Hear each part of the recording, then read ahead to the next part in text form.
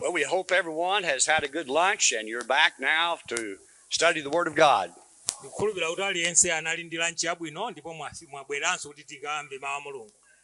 Before we get into the lesson, I wanted to talk a little bit about our work. A few years back, we helped to start and organize the School of Preaching.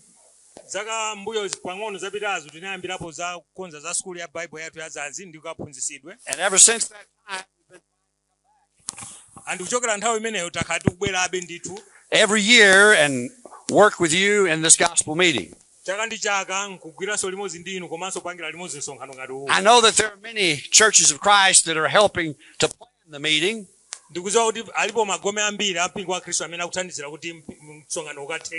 But the overall work that we're working with is the School of Preaching and helping them.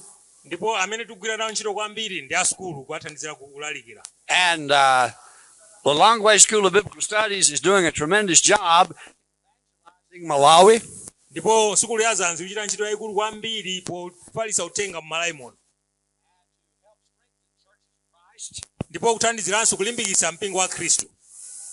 Printing a lot of material and providing Bible.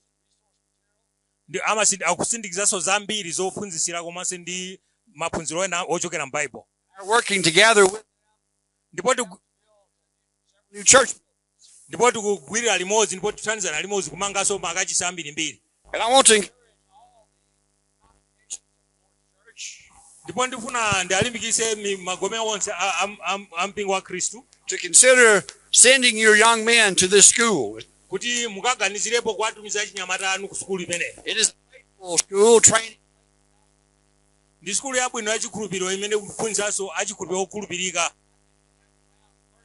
Students right now.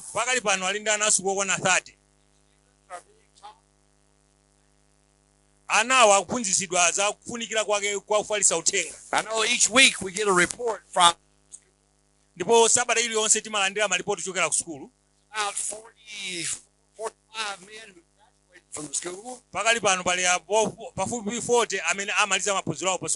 And it's each people.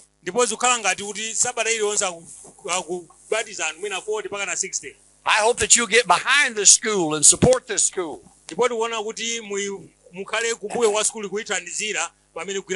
That you'll send your young men there so that they can be trained to be faithful to the gospel.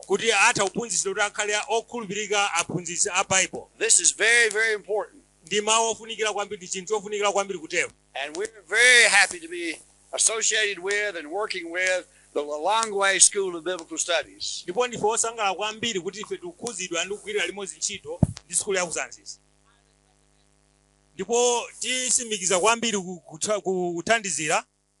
Visited their campus. You know probably where it is. And if you've never visited the campus while you're at the meeting, I'd like to walk over and look at the campus. And it's our prayer and hope that we'll be able to come back next year and help to sponsor this gospel meeting and help to promote the Longway School of Biblical Studies and the great work that they're doing. Brother Stephen gave us a very good lesson a few minutes ago. He talked about the one baptism. In Ephesians 4, it talks about one Lord, one faith, one baptism. And I hope my lesson ties in with his, because I want to talk about the one true church.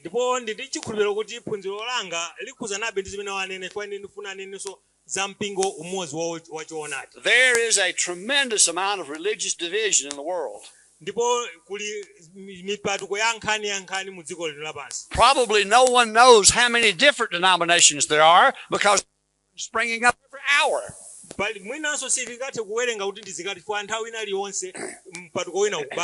But I went online recently and asked, how many different religious groups are there And it said over 30,000. Nditafunsapo nthawi inake kuti kodi ndi angati mipatuko ilimo zoposa 30,000 zimene. If that is true, Ngati chimene chili choona 30,000 different religious groups teaching different doctrines. kuti magome 30 osiyana-siyana 1000 akuphunzitsa ziphunzitso zosiyana-siyana. All claiming to follow the Bible. Koma onse umanena kuti akusatira Bible. Does that make sense to you? Kodi nchomveka chimenechi chikupereka mfundo yoona chimenechi?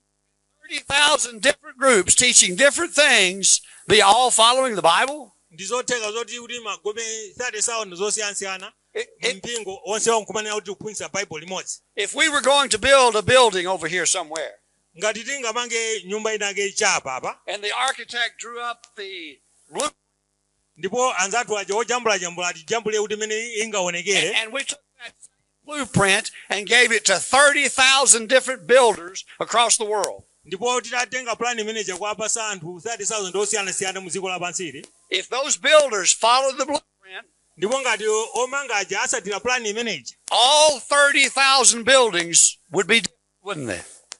ndikuti ngati sasatira ndikuti manyumba osiyana-siyana 30,000 akhala osiyana fwa ngati sakusatira, koma ngati akusatira chikhala chofanana. No. Sangakhale ofana. No, if they followed the blueprint, they would all be the same. Same length, same height, same number of doors, windows. Ndipo ngati akusatira plan manager ndikuti manyumba onsewo 30,000 afanana chifukwa asatira dongoso limodzi, kutalika kwake, kukula kwake, ndi china chilichonse. Sometimes people are discouraged and they say, "Oh, look at all these different churches. I'm confused. I'm just not going to go anywhere." Chifukwa nthawi zina anthu amakhumudwa aona kuti magulu onsewo monse muti mpembe ndiye ndipita kuti ne. Are all churches right? Kodi ni mipingo yonse iliyoona? This is not a question that I'm answering with my opinion. Si funso limene ndingayankhe ndi maganizo anga. This is a question we need to go to the Word of God and ask, are all churches right? And let the Bible answer. Ndi funso loti tiyena kubwera ku Bible ndikuona kuti kodi mipingo yonse ili pa dziko lapansi ndiyoona kapena iyayi. Group as good as the other? Kodi mpingo wina ndi wabwino umafanana bendi winawo? What about the world religions? What about Buddhism and Hinduism and Islam? Ndiye ngati zili choncho nanga achisilamu nanga mabuddha ndiye nawo kodi zili bwanji? Is every religion right in the sight of God? Kodi ndi chipembedzo china chilichonse chili choona pamaso pa Mulungu? Did God send his son to this world to start all these different religions? Kodi Mulungu anatumiza mwana wake pa dziko lapansi kuzamba mipatuko yonse mipingo yonse iyi? 17. Mu Yohana 17 verse 21 tukafika 22. Have the brother. Tawerenga ndithu mene. Yohani kuti onse akakhale amodzi monga inu Atate mwa ine ndi ine mwa inu, kuti iwonso akakhale mwa ife, kuti dziko lapansi likakhulupirire kuti inu munandituma ine. 22. Ndipo ulemerero umene munandipasa ine ndapasa iwo, kuti akhale amodzi monga ife tili amodzi. 23. No, that's good. 21 and 22. Christ prayed that we all be one. Kristu anapemphera kuti tonse tikakhale amodzi. Is that possible? Kodi ndizotheka? In 1 Peter 4 in verse 11. 1 Petro 4 verse ya 11. Read 1 Peter 4. Tawerengani 1 Petro 4 verse 11. 1 Petro chapter 4 verse number 11. Akalankhula wina alankhule ngati manenedwe a Mulungu. Wina akatumikira achite ngati mu mphamvu imene Mulungu ampasa, kuti mzonse Mulungu alemekezedwe mwa Yesu Khristu, amene ali nawo ulemerero ndi mphamvu ku nthawi za nthawi. Ameni. All right. If any man speak, let him speak the oracle of God. Ngati munthu alankhula ankhule ngati manenedwe a Mulungu. We have unity. Ndi pamene tingakhale ndi umodzi. Corinthians chapter 1 and verse 10. Ndipo mu Akorinto woyamba chapter 1 verse 10. Chapter 1 verse yake ya 10. Paul asked and prayed that all the believers would be one in Christ Jesus. Paulo anapemphera ndipo anafunsa kuti onse akhale amodzi mwa Kristu. He said that you all speak the same thing and there be no divisions among you. ananena kuti nonse mulankhule chimodzimodzi ndipo pasakhalenso mphatikano pakati panu. If we all would just speak the Bible, we can speak the same thing. Ngati tonse tingolankhula za Bible ndiye tilankhula chinthu chimodzi chomwecho. But when men start preaching and teaching the creeds and doctrines of men and their own feelings, then we have different things being taught. Koma pamene anthu ayamba kuphunzitsa maphunzitso a anthu ndi zikhulupiriro zawo ndi kuti ayamba kuphunzitsa zinthu zosiyanasiyana. In our lesson this afternoon, Mu phunziro lathu masana ano, let's try to assume in our minds that tiye tingokhala ngati kuti sitikuzapo china chilichonse cha mpingo. and we're going to go to the Bible and see what we can learn about the church. Choncho ndiye kuti tipita ku Bible nkuone kuti ndi chani chimene tingaphunzire kuchokera mu Bible. I invite you first of all to turn to Matthew chapter 16. Ndipo ndikuyitaneni kuti koyambirira tisegule Matthew chapter 16. Public ministry of Jesus Christ. Poyamba pamene Khristu anali kuphunzitsa ponseponse, Before he died on the cross to purchase the church with his blood, asanafe pa mtanda kuti agule mpingo, he had promised that he would build his church. analonjeza kuti azamanga mpingo wake. In Matthew chapter 16 and verse 18, Matthew chapter 16 verse yake 18, the Christ, the Son of God, Petro anavomereza kuti Khristu ndi mwana wa Mulungu, and Jesus said, upon this rock, ndipo Yesu anavomereza ndithu kuti pa chivomerezo chako iwe ndi uthando zamanga mpingo wanga pamenepo. I want you to look at what Jesus said. Tifuna tione kuti Khristu ananena chani. Did he say, I will build a church? Kodi ananena kuti ndimanga kampingo, Did he say, I will build several churches? kapena ananena kuti ndimanga mpingo yambirimbiri? He said, upon this rock or this confession,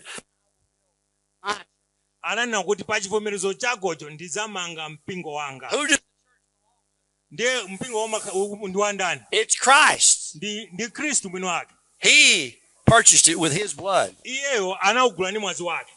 It should wear his name. Ndipo ena uvala dzina lake. We should follow the pattern that's set forth in the New Testament in regard to the church. Tisatire dongosolo limene layikidwa mu chipangano chatsopano zokhuza ndi mpingo. Notice also, he said in verse 19 to Peter, I'll give unto thee the keys of the kingdom. Muonenso apa ananenanso kuti ndizakupasa mafungulo a ufumu wa mwamba. Now, I thought we were talking about the church. Ndimagaza kuti makambapo za mpingo. Has Jesus changed topics and now he's going to talk about the kingdom and that's different than the church? Kodi wasinthanso kalankhulidwe kuti apanena za mpingo panaonena za ufumu? The kingdom is the church. Mfumuwo ndi mpingo. There are different names in the New Testament to refer to the church. Pali mayina osiyanasiyana amene mpingo uziwana nawo malinga ndi mu chipangano chatsopano. First of all, the church is called the church. The church is called the church. Choyambira mpingo ukutchedwa kuti mpingo. It is called the kingdom. Umachedwanso ufumu. It is called the body of Christ. Umachedwanso thupi la Khristu. The church is the family of God. Umachedwanso ndi banja la Mulungu. The church is the bride of Christ. Umachedwanso ndi mkwati wa Khristu. And when we talk about these, we're talking about Tikamanena zonsezo tikumanena chinthu chimodzi chomwecho. long ago in Isaiah chapter 2, Kumbuyo mwa Isaiah chapter 2, some 700 years before Jesus came to this earth. pita zaka 700 pasana Yesu Khristu asanabwere. Isaiah analosera za kubwera kwa ufumu. It would be, Kuti uzakhazikidwa mu Yerusalemu. remember, the kingdom is the church. Kumbukira kuti ufumu ndi mpingo. Chapter 2, Yowelonso mu chapter 2 ananenanso nkhani yomweyo. the church coming in the last. Ananenanso kuti masiku osiriza mpingo wa Khristu uzabwera. In Daniel chapter 2, about it. Danielonso ananenanso nkhani yokhayo. He had mentioned the different kingdoms, the world empires, the Babylonians, the Medes, the Persians, the Greeks. Anachulapo zambizi mafuno osiyanasiyana aperezi amidia ndiye na wotero. And he said there would be a fourth empire. Ndipo ananena kuti kuzabwera ufumu wachinayi. And we know that that was the Grecian empire. Ndipo tikudziwa kuti unali ufumu wa Greek. And he said in the days of these kings, the God of heaven, or excuse me, that was the Roman Empire, the God of heaven would set up a kingdom that would never be destroyed. Ndipo ufumu wapanenda wa Chiroma ndi amati kwabwera pafumu kuzabwera ufumu The Roman. wa Chiroma umene suzaphwanyedwa. And when Jesus was born, Rome was ruling the world, and that was that fourth empire. Ndipo pamene Khristu amabadwa ndi kuti amalamulira ndi Achiromawo. So the kingdom and the church are the same. Choncho mpingo ndi ufumu chimodzimodzi. In Matthew chapter 26, Ndipo Matthew chapter 26 in verse 29, ndipo verse yake 29 I want us to look at a verse. tiwerenge tione verse limene. Matthew chapter 26 verse 29. Ndipo ndinena kwa inu sindizamwanso chipatso ichi cha mpesa kufikira tsiku limene ndizamwa chatsopano pamodzi ndi inu mu ufumu wa Atate wanga. When Jesus instituted the Lord's Supper, he told his that he would not drink until in his Father's kingdom. The Lord's Supper would be something that would be partaken of during the kingdom.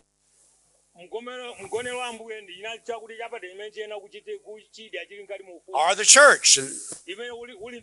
Every Lord's Day we partake of the Lord's Supper. The church was purchased with the blood of Jesus Christ. Read Acts 20 and verse 28. Machitidwe chapter 20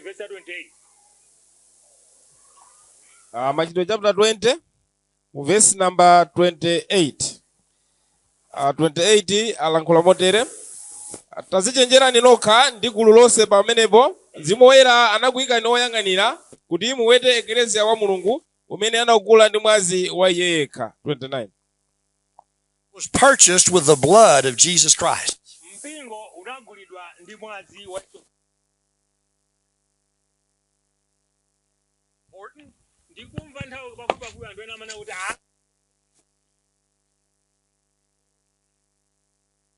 It's by the blood of Jesus Christ.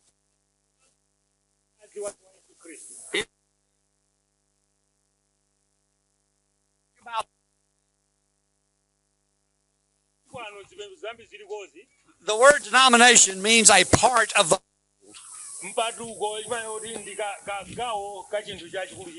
Where did it come from?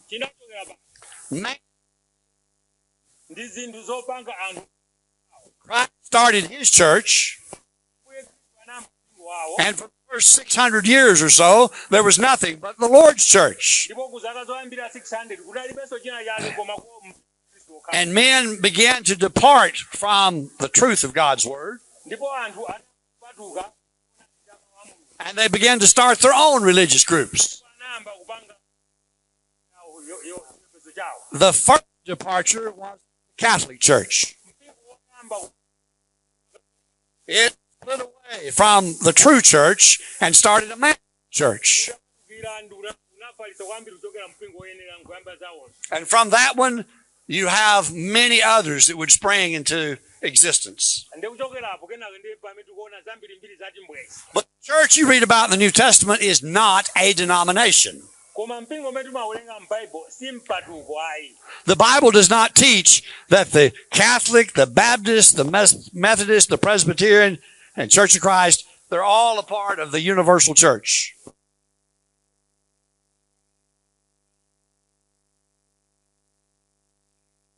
All New Testament Christians are a part of the body of Christ.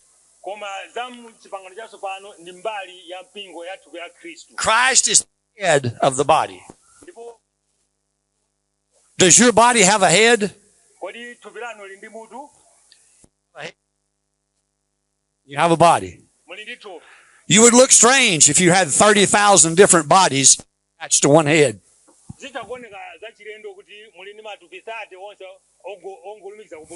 But that's what the religious world is trying to teach us. That there are 30,000 different bodies, but it has only one head, Jesus.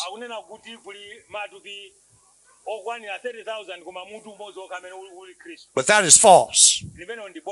One head, Jesus Christ. One body, his church. Now there are different congregations of the Lord's church. The Church of Christ at Zanza meets over here. There's other congregations of the Church of Christ in this area that meet. They're not different denominations. They're different congregations of the one and same church. The Lord's church are people that have been called out. We are called out by the gospel. When we obey the gospel, ndipo tikakhulupirira uthenga wabwino we're added to the body of Christ. titakhulupirira tinawonjezedwa ku thupi la Khristu. Acts chapter 2 and verse 47. Machitidwe chapter 2 verse yake ya 47.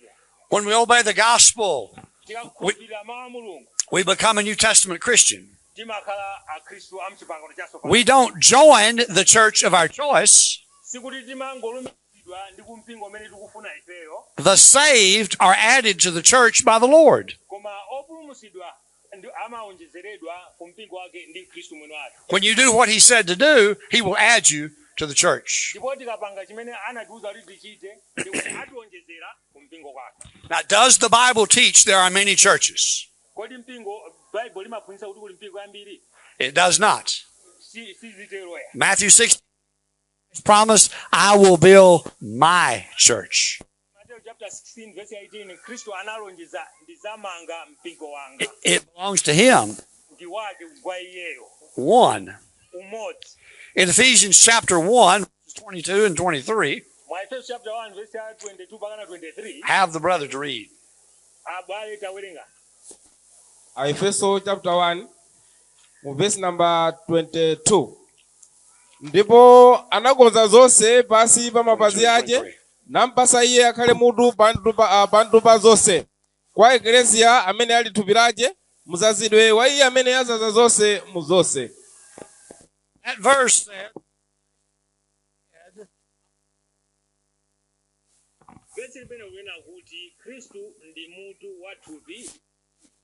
so that are one and the same. Ndipo verse limene unena kuti thupi ndi mpingo ndi chinthu chimodzi. If the church and the body are one and the same, turn over to Ephesians chapter 4 and read verse 4. Ndipo ngati zili choncho tisegule ku Ephesians chapter 4 tiwerengeso verse 4. Verse number 4. Tulimuzi, mzimu mmozi, mongaso hana kutana ni mtembelezo mmozi kama itajiri ano. Verse number 5. No, just 4. There is one body. Bali thupi limodzi. But Ephesians 1, 22 and 23 said the church and the body are the same thing. Ndipo kwa Efeso kutawerenga chapter 1 kutaona thupi ndi mpingo ndi chinthu chimodzi. So if the church and the body are the same, and the Bible says there's one body, how many churches are there? Ndipo ngati thupi ndi mpingo ndi chimodzi, ndipo Bible linena kuti kuli mpingo umodzi. Ndikuti kuli mpingo ingati kunjapo? One. Umodzi basi. It is the body of Christ. How many bodies did he have? Ndi thupi la Khristu. Kodi Khristu anali matupi angati? He had one. Anali nalo thupi limodzi. In 1 Corinthians chapter 12 and verse 13, let's read that one. 1 Corinthians chapter 12 verse 13 tiwerenge. 1 Corinthians chapter 12, verse number 13. Pakudiso mwezi mmozi, ife tonse tinabatizidwa kulowa mu thupi limodzi. Ngakhale Ayuda, ngakhale Ahelene, ngakhale akapolo, ngakhale mfulu. Ndipo tonse tinamwesedwa mzimu umodzi. 14. No, this 13. All right. The Bible says that we're baptized into one body. Bible kutiuza tinabatizidwa mu thupi limodzi. By one Spirit are we baptized into one body. Ndipo ndi mzimu umodzi tinabatizidwa mu thupi limodzi. If the body Ngati thupi is the church, uli mpingo, then for by one Spirit are we baptized into one church. ndiye mzimu umodzi ndiye tonse tinabatizidwa mu mpingo umodzi. All Christians are baptized into the body of Jesus Christ.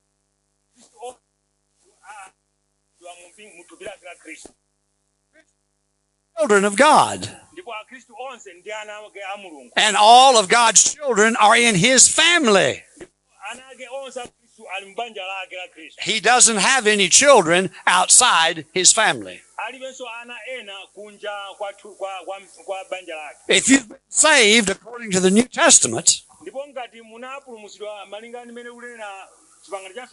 the Lord has automatically added you to his church. You don't go out and look and try to find a different denomination you want to join.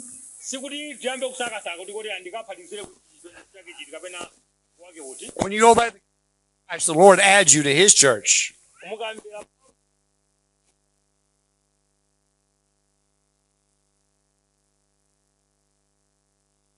Man-made religion. Man can't make his own religion.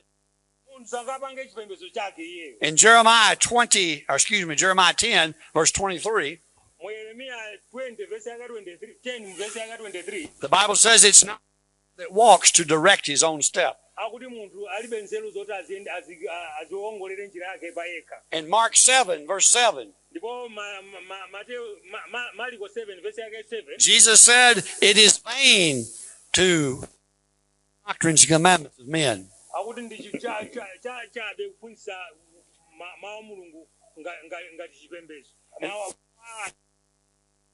And in Matthew 7, in verse 21, it's Lord that'll be saved, but he that doeth the will of my Father which is in heaven.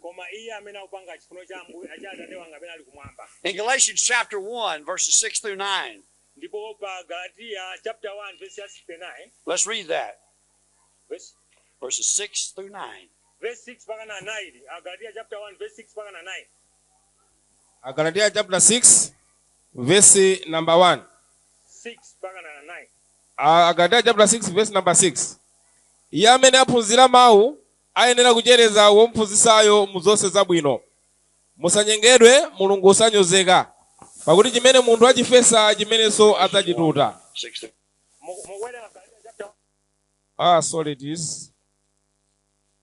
Ndizizwa kuti msanga motere muli kudusika kwa iye amene anakuyitanani mu chisomo cha Khristu kusata uthenga wabwino wina umene suli wina, koma pali ena akuvuta inu nafuna kuipsa uthenga wabwino wa Khristu. Koma ngakhale ife kapena mngelo wochokera kumwamba ngati yakakulalikireni uthenga wabwino wosati umene tidakulalikirani ife, akhale wotembereredwa. Monga tinanena kale ndipo ndinenanso tsopano apa, ngati wina akulalikirani uthenga wabwino wosati umene mudawulandira, akhale wotembereredwa. Paul talked about the gospel, but they had left the truth and gone to another gospel.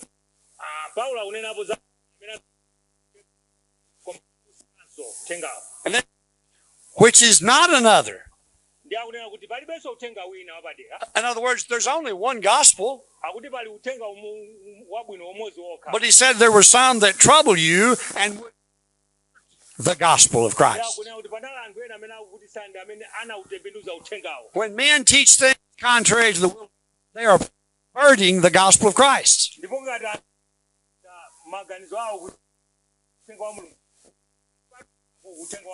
When men at one church is as good as another, gospel.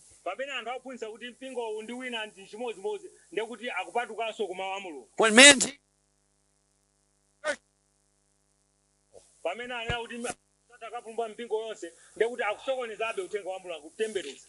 and the Bible warns us how dangerous that is. You can lose your soul for perverting the gospel. And those who follow you can lose their souls. Denomination, the New Testament as its only authority.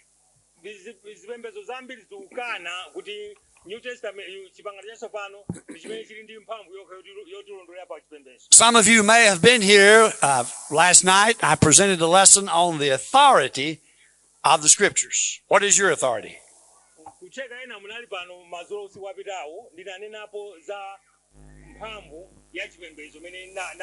We must respect the authority of God's Word. 2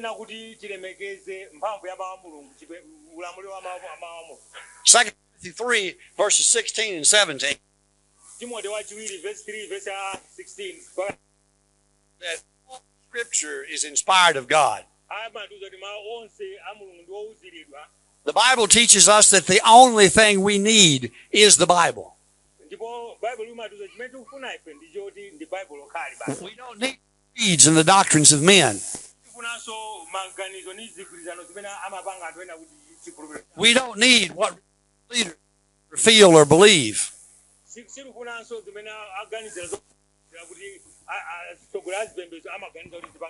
All we need is the Bible, the Word of God.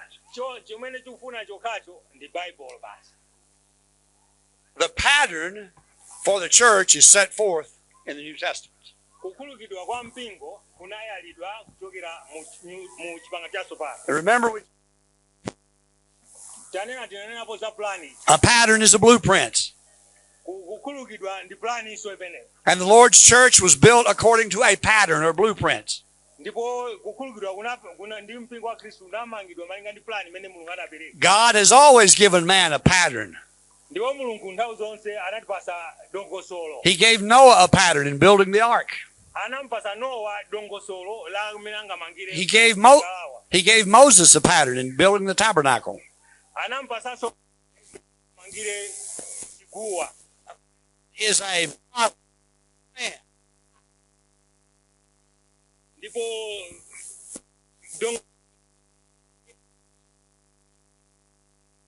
think about the pattern for the New Testament.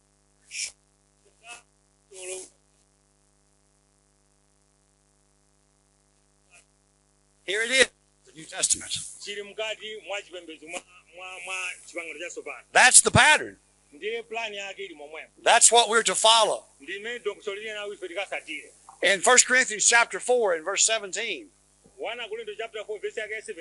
Paul talked about leaving Timothy there with them to bring their remembrance to the things that he had taught. He said, as I taught everywhere in every church. In other words, when Paul went to Corinth, he taught the same thing doctrinally that he taught at Ephesus. When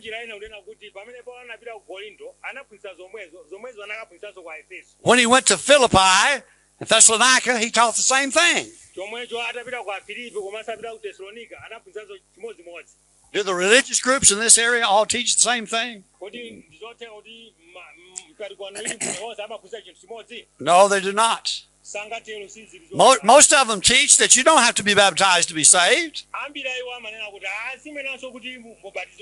Just invite Jesus in your heart and you'll be saved. Is that according to the pattern? Where is that found in the New Testament? It's not there.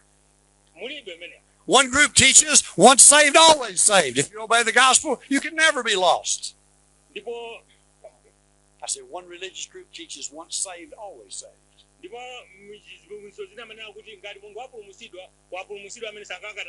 And that doctrine believes that if you're ever saved, it doesn't matter what you do, you can't be lost.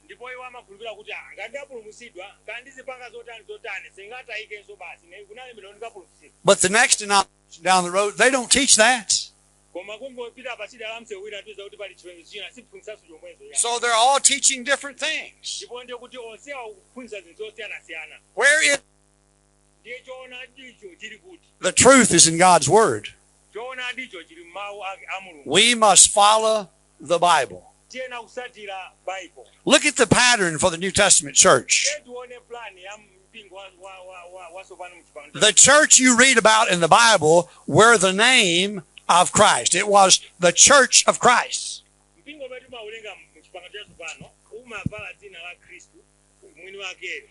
The church you read about in the New Testament was established in Jerusalem. The church of the New Testament was established about 33 AD.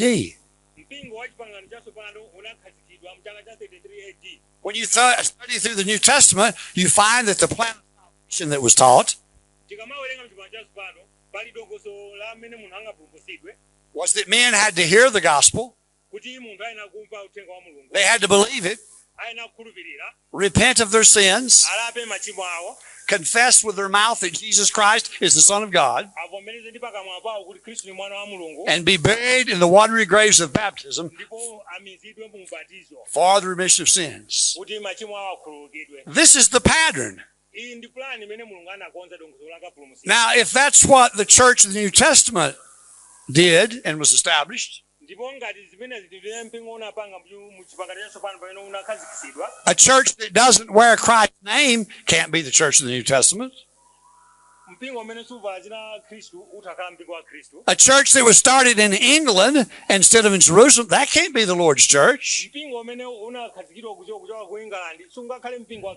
A church that was started in the 60s hundreds can't be the church because the church of Christ was started in 33 AD. mpingo umene unayamba chama 16 mu 100 sukakhale mpingo wa khristu ya So they're, mpingo wa khristu unayamba 33 so they're not following the pattern. sakusatira dongosolo la khristu Be the church of the New Testament unless you follow the New Testament pattern. sitingakhale mpingo wa khristu pokapoka titasatira dongosolo limene mu New Testament lukamba.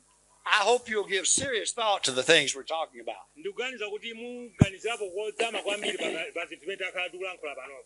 Christ only promised to build one church. khristu anangolonjeza kumanga kapena kukhazikitsa mpingo umodzi It's His. It belongs to Him. ndipo ndi wake ndituma ndi wake It should wear His name. ndipo ena kuvala dzina lake It is not a denomination. si mpatuko. Denominationalism is sinful, chimpatuko ndi tchimo man-made religion. ndi ziphunzitso ndi mpingo ya anthu. Now think of that for a moment. How arrogant for a man to start his own church. taganizirani kuti munthu ameneyo wamtundu wachitu akayambe mpingo wake. Here's the church of the Bible that offers salvation that was purchased by the... ina mukuona kuti pali mpingo apa umapulumutsidwa amene anapanga mwini wake. And a man comes along and starts his own wearing the wrong name. ndi wina nkungobwera nkuyamba mpingo wake nkupasanso zina lolakwika Established the wrong place, ndiponso okhazikidwa malo olakwika the wrong date, ndipo masiku olakwikanso teaching the wrong plan of salvation, kuphunzitsa ziphunzitso zonama zakapulumutsidwe and claiming, oh yes, I'm following the Bible. ndi nkumati ayi ndikumasatira baibulo. Are you a member of the one true church? kodi ndinu mbali imodzi ya mpingo umodzi wa khristu? Here's a test you might take. iyi pamene mwina akutenga Find the name of the church you're a member of in the Testament.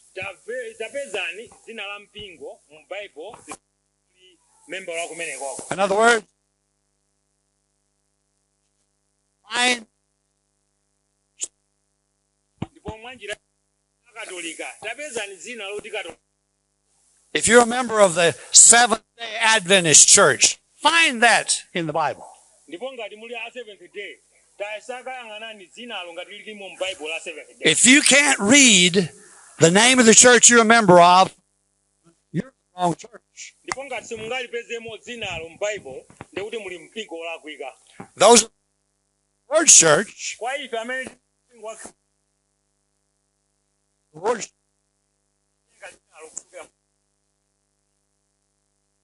the churches of Christ salute you. 16 mipingo ya khristu ikupasani moni. You can read about the Church of Christ in the New Testament. mutawerenga za mpingo wa khristu mu chipangano chatsopano.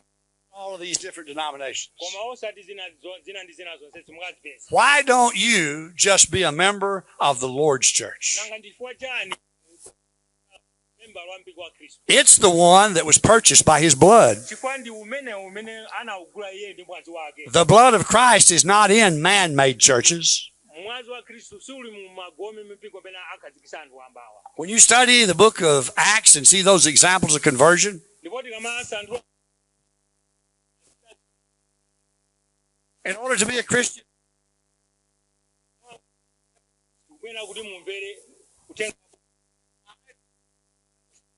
to go into all the world and preach the gospel to every creature. chifukwa chake atumwi aja anatumidwa kuti apite ku dziko lonse lapansi akalalikire uthenga wabwino. Upon hearing the gospel, you must believe it. ndipo pakumva uthengawo akakhulupirire. You must believe that Jesus Christ is the Son of God. ndipo mukhulupirire kuti khristu ndi mwana wa mulungu. You must be willing to repent of your sins. ndipo muyene kuti ena kukonzeka kulapa machimo athu. You must be willing, like the man in Acts chapter 8 that wanted to be a Christian, to confess with your mouth Jesus Christ is the Son of God. ndipo ena kukhala okonzeka kulapa machimo athu monga amene anachitira uja wa machitidwe chapter 8 anavomereza ndi pakamwa pake. And then you must submit to the command to be baptized. ndipo muvomereze lamulo kuti mubatizidwe.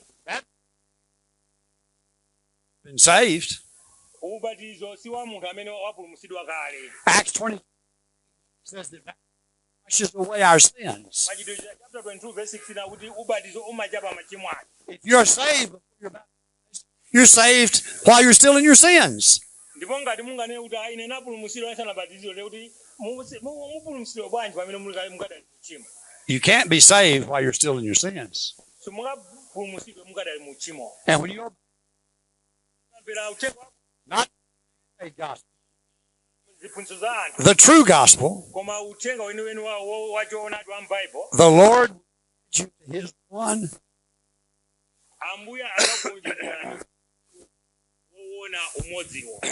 Are you a member of that church this evening? We're going to We're calling the song leader to come, sing a song, and encourage you if you need to respond to the invitation to do so.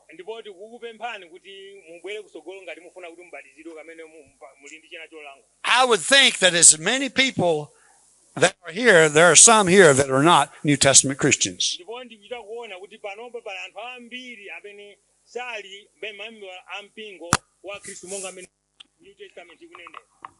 Why not take this the gospel of Christ? I'm also sure that if people is here, there's some of you who are Christians that you see that there's sin in your life you need to repent of.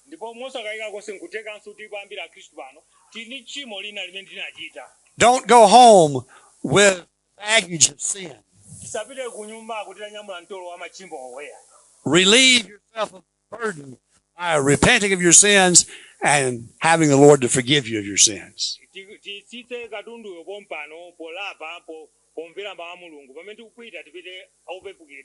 You've been sitting for a while, so we're going to stand and sing this song. And if you need to respond, come to the front, and these men will talk to you and find out what your needs are.